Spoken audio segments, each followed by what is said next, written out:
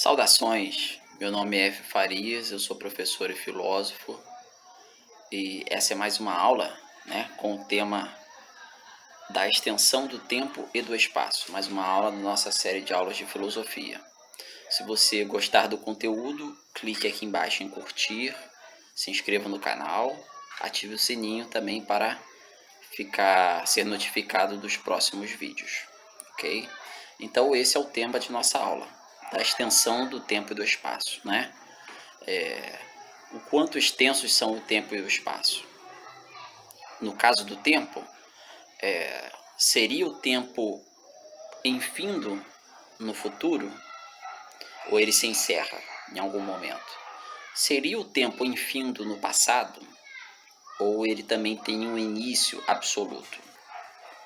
Sobre o futuro, eu já tenho a prova, porém deixá-la-ei para uma oportunidade posterior, quando trataremos de outro tema. Então, de início, quanto ao futuro, diremos apenas que, em teoria, é possível que o tempo seja infindo no futuro. Isso é, como nós já vimos, o tempo implica o ser. Só pode haver tempo havendo ser. Nós provamos isso na aula anterior. Então, isso significaria que nunca deixaria de haver, ao menos que fosse um ser. Ou seja, nunca haveria o nada absoluto. Mas, pelo menos em teoria, nós vamos adiantar que, em teoria, é possível que nunca deixe de existir o ser e, portanto, o tempo seja infindo no futuro. E, em teoria, a priori, seria possível também que deixasse de existir todo o ser, fosse extinto e que, portanto, o tempo, se acabasse, tivesse um fim também no futuro. E não havendo ser, comprovadamente, como comprovamos na aula anterior, não há também tempo, ok? Porque o nada não dura.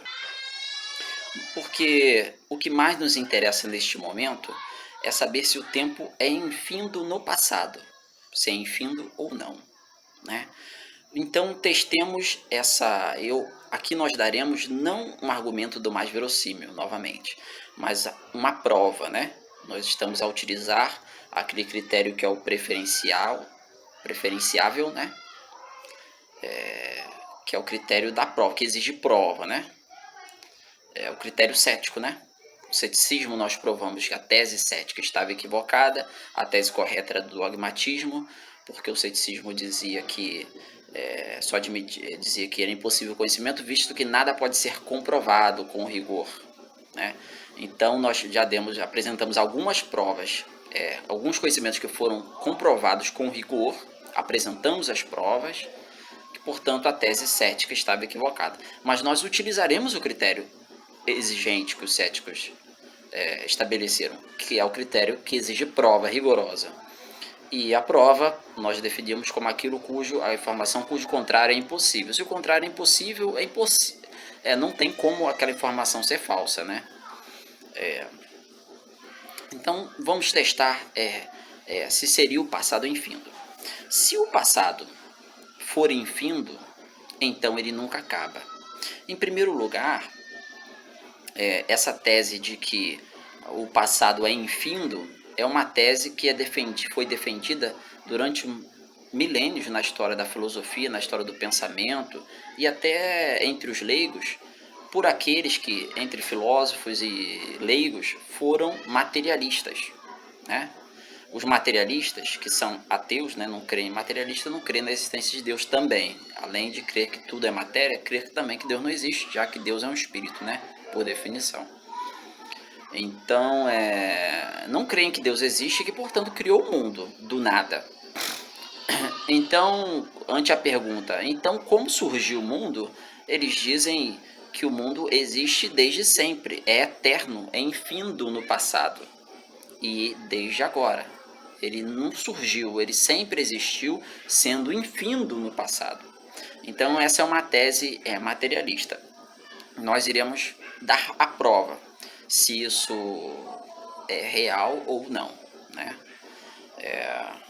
Então, se testando essa hipótese, se o tempo for infindo no passado, então significa que ele nunca acaba, porque o que não tem fim nunca acaba, não é mesmo? Então nós vamos fazer alguns testes com base nessa hipótese. O primeiro teste que eu elaborei é o seguinte: Já que o tempo implica o ser, nós comprovamos na aula passada, então se o passado é infindo, então ele é totalmente ocupado por seres. Né? Não tem como ele ser ocupado por nada, porque o nada não dura. Já está comprovado desde a aula passada. Então vamos supor que esses seres estejam no passado, nesse passado infindo, estejam ininterruptamente cometendo ações. Isso é teoricamente possível, visto que o ser, a entidade, em teoria, pode cometer ações. Então, já que esse passado é infindo, nunca acaba, então essas ações, a cada segundo que passa, nova ação ou novas ações, né, são acrescentadas mais antigas que a imediatamente anterior, visto que é num passado infindo. Então, se é assim, isso significa que, enquanto você está ouvindo isso, uma nova ação estaria acontecendo nesse passado infindo, nesse mesmo momento, né? Porque então, veja bem, esse momento que você está ouvindo isso agora é decididamente presente, não passado. Mas é o mesmo tempo em que essa nova ação no passado infindo, que infindo nunca acaba. Então, a cada segundo está acontecendo algo. Essa nova ação que está acontecendo nesse passado infindo está acontecendo no mesmo momento que você está ouvindo essas palavras, que é o presente.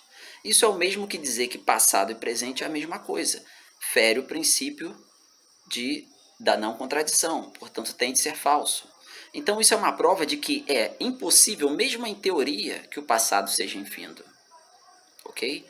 É impossível. Porque se o passado fosse infindo, o passado seria o mesmo, equivaleria ao presente. Isso é autocontraditório. Ok? Então, por esse primeiro teste, já demos essa prova. Já está comprovado, não precisa nem mais teste, mas daremos mais alguns testes. Nós sabemos também que de qualquer acontecimento trivial,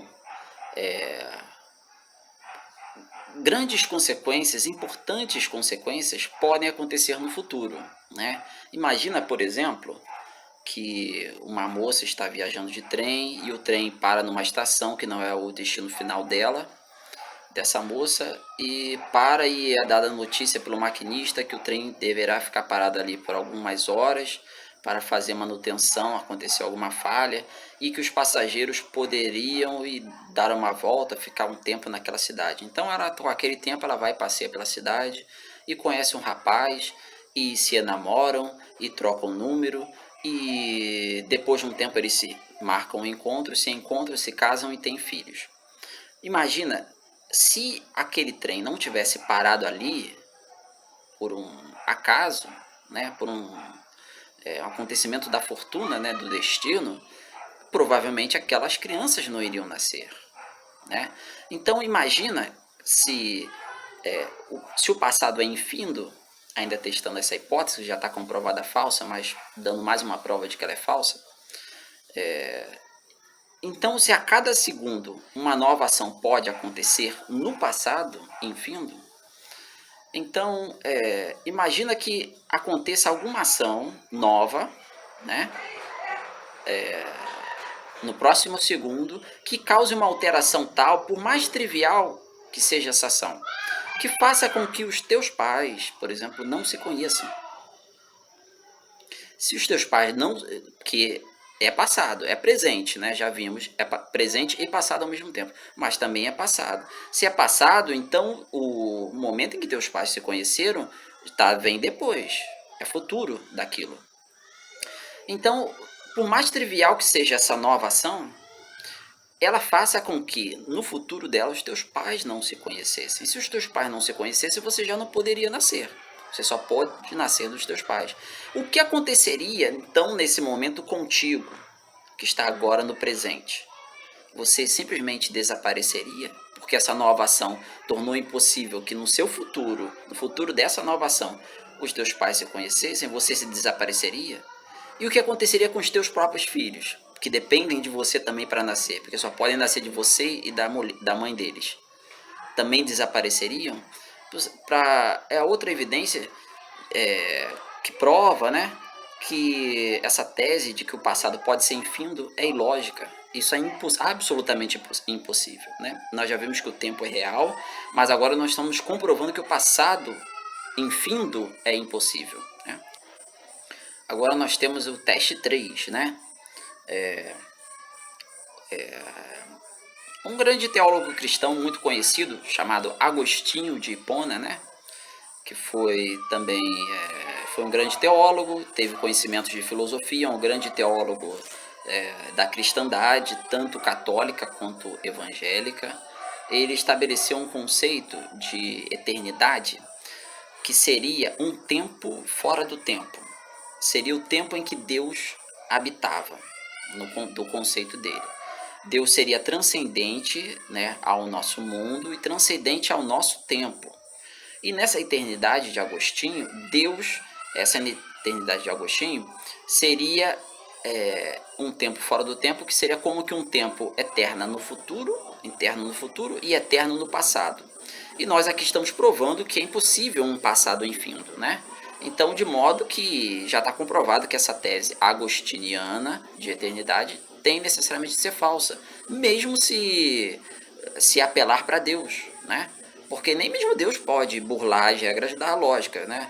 Pode burlar as regras matemáticas, né?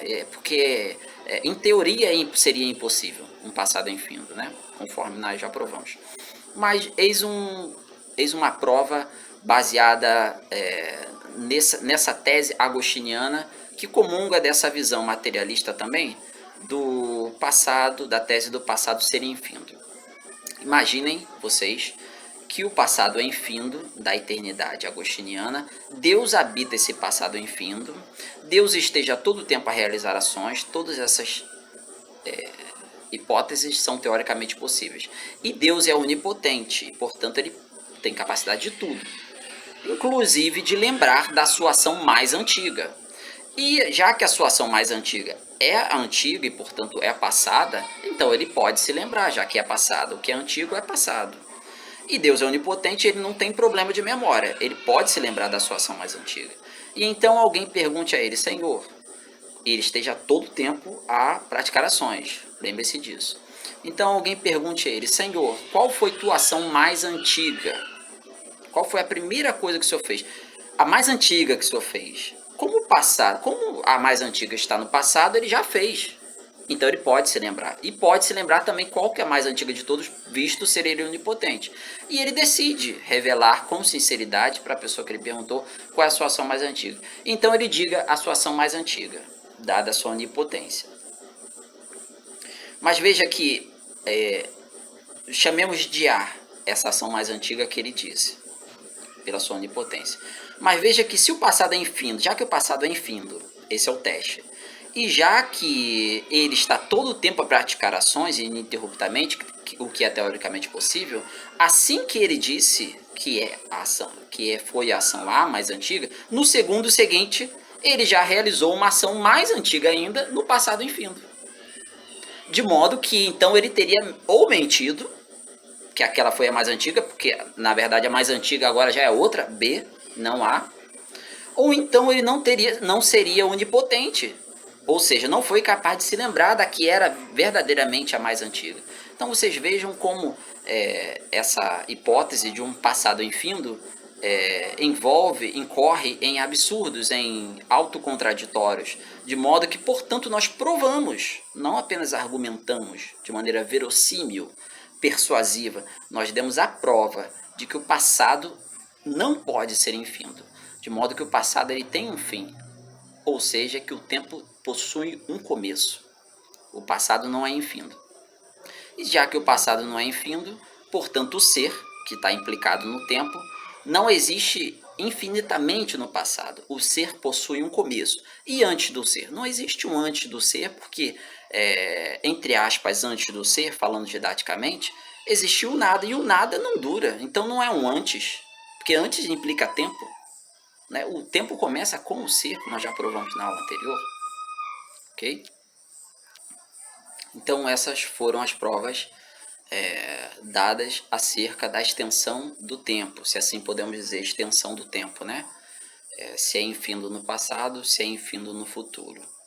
Essas foram as provas dadas. No próximo vídeo nós continuaremos essa aula falando sobre a extensão do espaço, ocasião em que também daremos as provas e não apenas argumentos persuasivos. Se você gostou do conteúdo, clique aqui embaixo em curtir, inscreva-se e ative o sininho para receber ter as notificações dos novos vídeos. Um abraço.